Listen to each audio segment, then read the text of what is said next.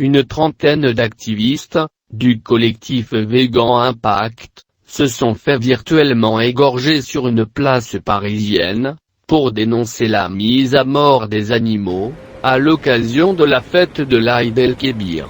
Témoignage de la présidente de l'association sur le but de s'happening.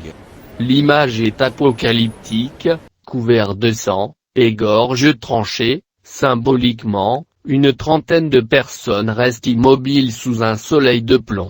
Les activistes du Végan Impact payent de leur personne, pour dénoncer l'égorgement des animaux en appelant à changer notre modèle de société.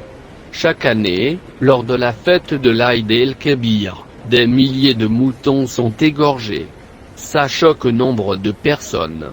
Or, chaque jour, 3 millions d'animaux sont saignés dans les abattoirs de France, dénonce Alexandra Blanc.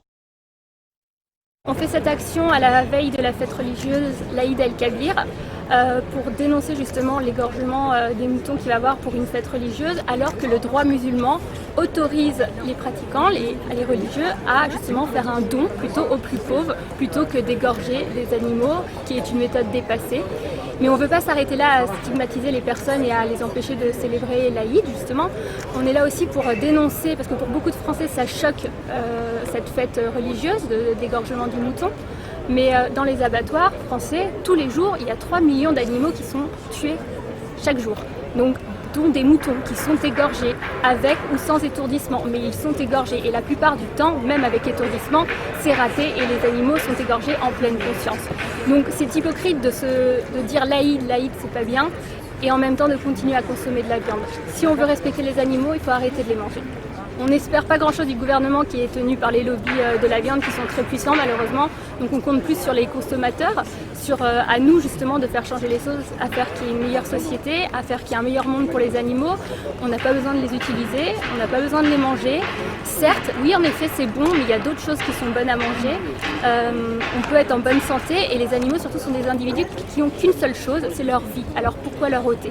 J'aimais beaucoup la viande et en fait il y a des alternatives qui sont aussi qui sont très bonnes, je ne vais pas citer de marque, mais on peut manger plein d'autres choses. C'est une habitude qui est ancrée depuis qu'on est petit. À l'école on nous apprend qu'il faut manger de la viande, il faut manger du fromage, etc. Et il y a plein d'autres choses qu'on mange et je pense sincèrement, enfin en tout cas pour mon cas, je mange beaucoup plus équilibré maintenant que je mange plus de viande parce que je cherche justement d'autres produits. La plupart des végétaux, on les donne aux bovins, on les donne aux animaux pour les nourrir et les engraisser. Que si par exemple on prenait directement les végétaux pour nous, ça serait beaucoup plus simple et il y aurait beaucoup moins de gâchis au mieux de faire ce transfert par l'animal. Et les végétaliens, en tout cas, par exemple le soja qu'on mange, c'est pas du tout du soja OGM.